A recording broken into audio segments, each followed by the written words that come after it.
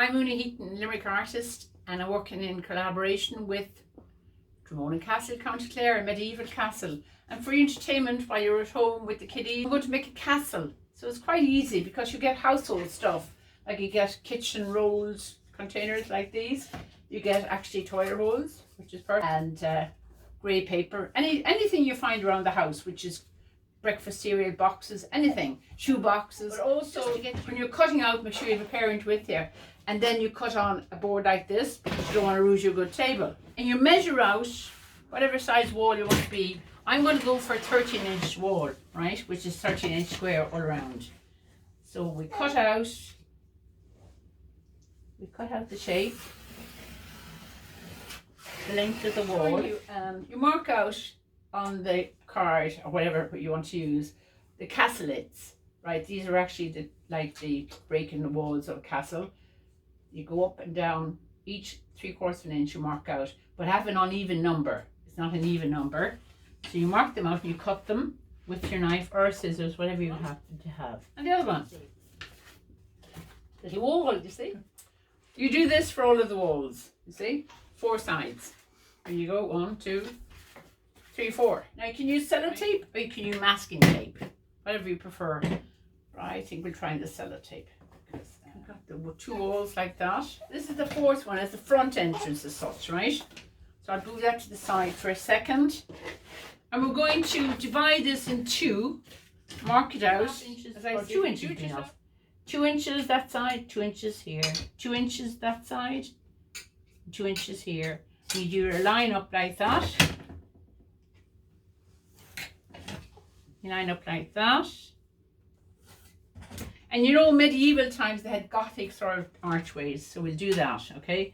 So you measure about 1 inch from the top and about 2 inches down to the halfway like that. And you curve it like this, like a Gothic shape, like that.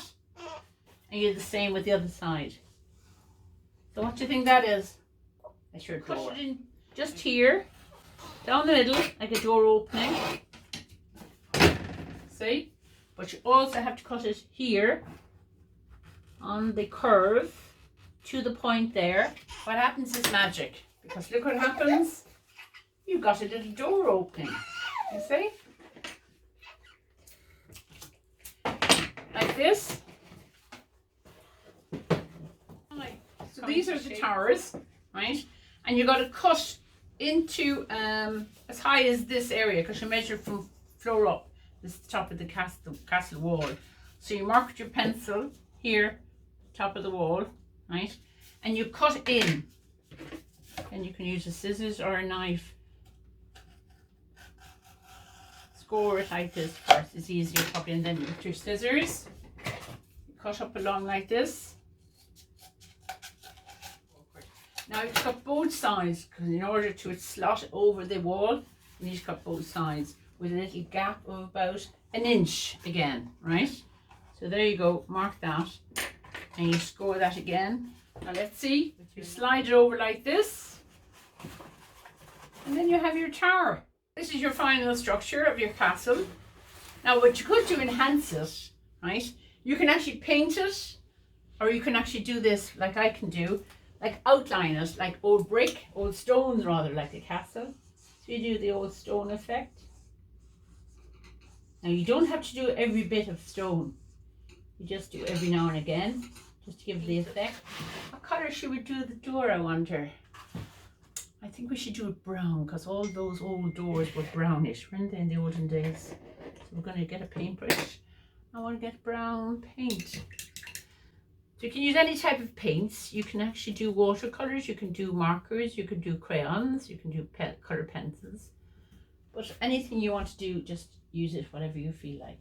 Okay. Now what you need to do with the stone effect, if your paper is black, better than that again. But if it's grey, light grey, you can actually introduce older, darker looking stones. So you get your black and your white,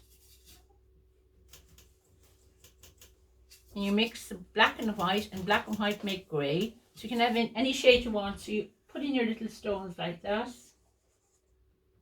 to show it's made of timber.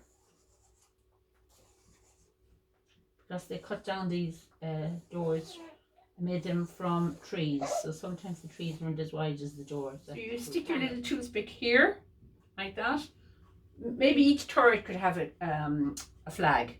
So all you do is get a bit of sellotape, like so. And you just put your little stick like this, and you just put it inside your little turret like that. And that's your little flagpole of the colours, you see. You let it dry, because you've got to do the other side, okay? And while that's